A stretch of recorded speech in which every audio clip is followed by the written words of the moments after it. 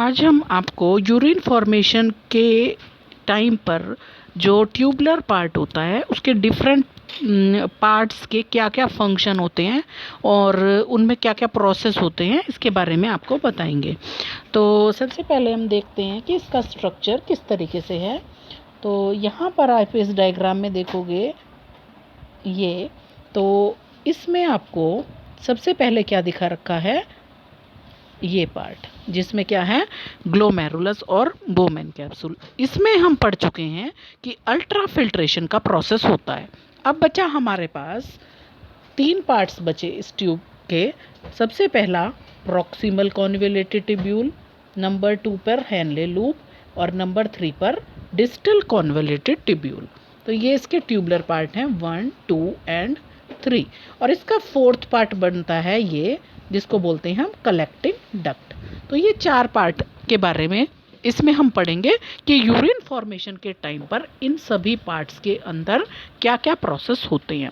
तो सबसे पहले देखते हैं कि जो इसका फर्स्ट पार्ट है प्रॉक्सिमल कॉन्वोल्यूटेड ट्यूब्यूल, उसके अंदर क्या क्या प्रोसेस होंगे। तो यहाँ पर पहले हम आपको एक चीज़ दिखाएंगे कि इस डायग्राम में आप देख रहे हो कि यहाँ पर आपको क्या दिखाया हुआ है, ये लिखा हुआ इतना रीजन, ये किस में आ रहा है, कॉर्टेक्स में, और ये किस में आ रहा है, मेड्यूला में। ये किडनी के पार्ट हैं। तो आउटर पार्ट है इसका कॉर्टेक्स और इनर पार्ट है मेड्यूला। तो यहाँ पर अब हम देख रहे हैं, सबसे पहले देखेंगे फर्स्ट पार्ट कौन सा, इस जगह पर इतने पार्ट में जो कि हमारा है प्रॉक्सिमल कॉन्वोल्यूटेड ट्यूब्यूल, इसके अंदर क्या क्या प्रोसेस हो रही है। तो अब यूरिन फॉर्मेशन में अल्ट्रा फिल्ट्रेशन आप पढ़ चुके हैं। बाकी के 2 स्टेप आपके बचते हैं, जो क्या क्या हैं, एक है रीएब्जॉर्प्शन और दूसरा है सिक्रीशन, ट्यूबुलर सिक्रीशन। तो जब यूरिन पास होगा कहाँ से कहाँ तक, इस पार्ट से लेकर ऐसे चलेगा, फिर ऐसे जाएगा, फिर ऐसे जाएगा, फिर यूँ, और लास्ट में ये कलेक्टिंग डक्ट के पास पहुंच जाएगा। तो जब ये किस में जाएगा, इसमें प्रॉक्सिमल कॉन्वोल्यूटेड ट्यूब्यूल में जाएगा। तो इस डायग्राम में आप देखो कि 2 तरह के एरोज हमें दिखाई दे रही हैं। एक कुछ एरो हमें दिखाई दे रही हैं कि उनका जो एरो वाला पार्ट है वो कहाँ जा रहा है, ट्यूब की तरफ जा रहा है, इसमें ऐसे। तो इस वाले एरो का मतलब जो क्या जा रहा है, ट्यूब के अंदर की तरफ जा रहा है, मतलब कोई चीज़ क्या हो रही है यहाँ पर इस ट्यूब के अंदर जा रही है। तो इसको तो बोलेंगे हम सिक्रीशन। अगर कोई एरो इस तरीके से दिखाई दे रही है जो ट्यूब के अंदर की तरफ जा रहा है, तो वो शो करता है सिक्रीशन को। और कुछ हमें एरोज ये दिखाई दे रही हैं जो इस ट्यूबुलर पार्ट से बाहर की तरफ शो हो रखे हैं। तो ये क्या शो कर रही हैं, ये एब्जॉर्प्शन के प्रोसेस को शो करते हैं।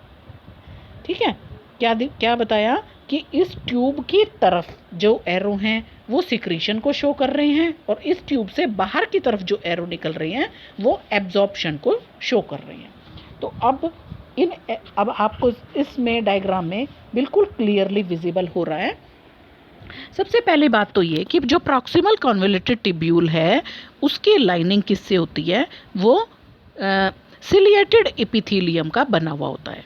ठीक है, अब सिलिएटेड एपिथेलियम की वजह से उसका सरफेस एरिया इंक्रीज हो जाता है, और यहाँ पर मैक्सिमम जो वर्क हो रहा है वो क्या हो रहा है, रीएब्जॉर्प्शन का वर्क हो रहा है। क्योंकि आप देखो कि 2 एरो जा रहे हैं उसके अंदर की तरफ, मतलब सिक्रीशन उसमें अगर 2 चीज़ों का हुआ तो बाहर उसके से कितनी चीज़ें जा रही हैं, मतलब एब्जॉर्ब कितना हो रहा है, 1, 2, 3, 4 और 5। ठीक है, 5 चीज़ों को उसने रीएब्जॉर्ब किया। तो मैक्सिमम वर्क क्या है प्रॉक्सिमल कॉन्वोल्यूटेड ट्यूब्यूल का, रीएब्जॉर्प्शन का। तो जितने भी न्यूट्रिएंट्स हैं, देखो अब एक एक करके हम देखेंगे। सबसे पहले न्यूट्रिएंट्स इसके अंदर एब्जॉर्ब हो रही हैं। दूसरी चीज़ क्या है, ये चीज़ आयंस हैं जिनको हम क्या बोलते हैं, इलेक्ट्रोलाइट्स। तो ये इलेक्ट्रोलाइट्स भी लगभग जितने भी यूरिन के अंदर प्रेजेंट हैं उसके 70 से 80% इलेक्ट्रोलाइट्स, और साथ में क्या दिखाई दे रहा है, यहाँ पर दिख रहा है वाटर। तो ये सारा का सारा सब चीज़ें क्या हो जाती हैं, इस पार्ट में रीएब्जॉर्ब हो जाती हैं। तो रीएब्जॉर्प्शन का पार्ट कौन सा दिखाया, ये वाला, सॉरी ये वाला जो ऊपर दिख रहा है।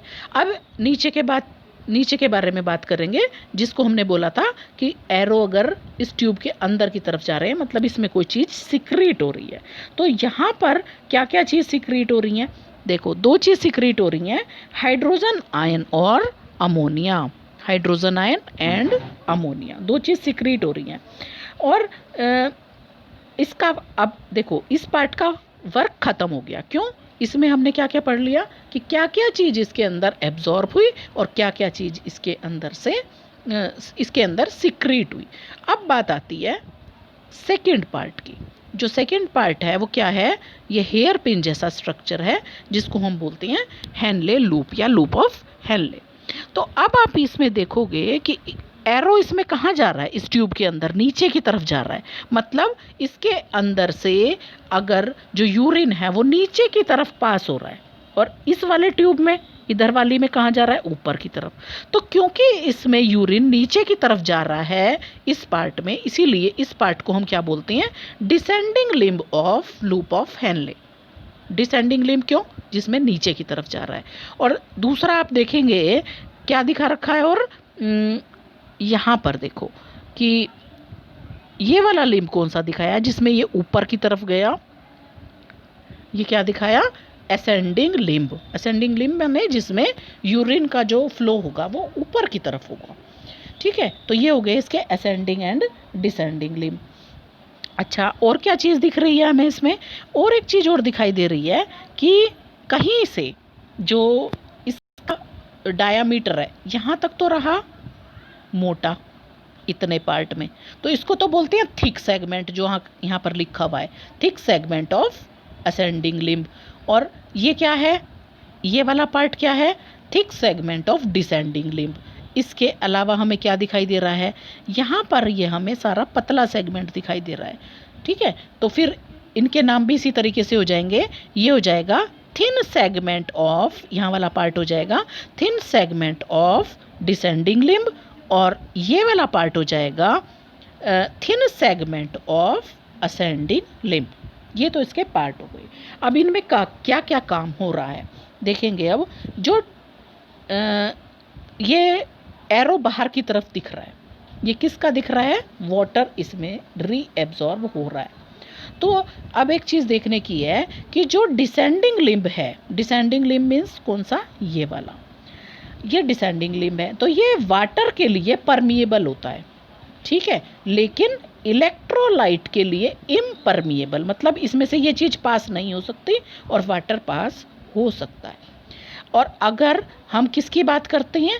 असेंडिंग लिम्ब की बात करते हैं, तो ये इलेक्ट्रोलाइट के लिए तो परमिएबल है और वाटर के लिए इम्परमिएबल, मतलब वाटर इस वाले पार्ट से बाहर नहीं जा सकता। क्या जा सकते हैं?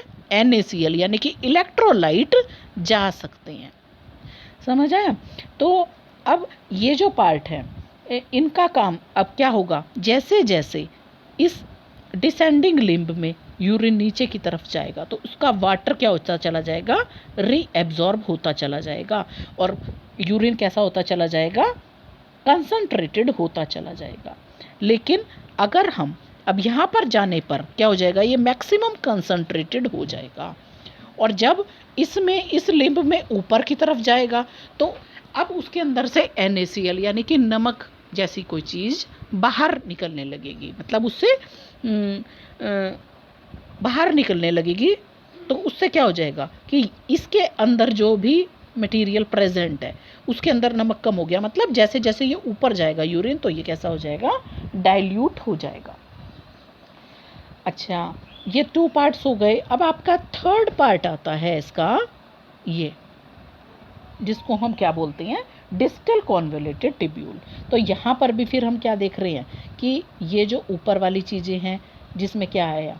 NaCl, H2O और HCO3, ये तो रीएब्जॉर्ब हो रही हैं, ठीक है। और क्या क्या चीज़ें बाकी की जो दो नीचे की चीज़ें हैं यानी कि पोटेशियम आयन और हाइड्रोजन आयन, ये सेलेक्टिवली सिक्रेट हो रही है, ठीक है। और ये 2 चीज़ आपने समझ ली तो किसका काम खत्म हो गया? वो डिस्टल कॉन्वोल्यूटेड ट्यूब्यूल का काम खत्म हो गया। अब हमारा बचता है इसका 4th पार्ट जो हमारा है कलेक्टिंग डक्ट। अब कलेक्टिंग डक्ट में क्या है, ये एक लॉन्ग डक्ट है जो कहाँ से कहाँ तक जा रही है, कॉर्टेक्स वाले रीजन से होते हुए ये मेडुला वाले रीजन में जा रही है। तो यहाँ पर अगर आप देखेंगे तो क्या चीज़ एब्जॉर्ब हो रही है, वाटर। यहाँ पर mostly large amount of water जो है वो एब्जॉर्ब हो जाएगा। और यूरिन कैसा हो जाएगा, जब पानी निकलता चला जाएगा उसके अंदर से तो क्या हो जाएगा, वो कंसंट्रेटेड हो जाएगा।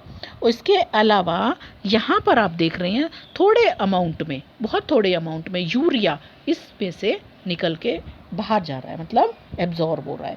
तो उस ये क्यों ज़रूरी है, ये आयनिक बैलेंस को मेंटेन रखने के लिए ज़रूरी है और ओस्मोलरिटी को मेंटेन रखने के लिए ज़रूरी है, तभी आयनिक बैलेंस बना रहेगा। तो ये आपने पढ़ा कि किस तरीके से यूरिन फॉर्मेशन के जो बाकी के 2 स्टेप थे, ठीक है, कौन कौन से, एब्जॉर्प्शन एंड सिक्रीशन, वो इस ट्यूबुलर पार्ट के 1, 2, 3 और 4 पार्ट्स में किस तरीके से हुए हैं।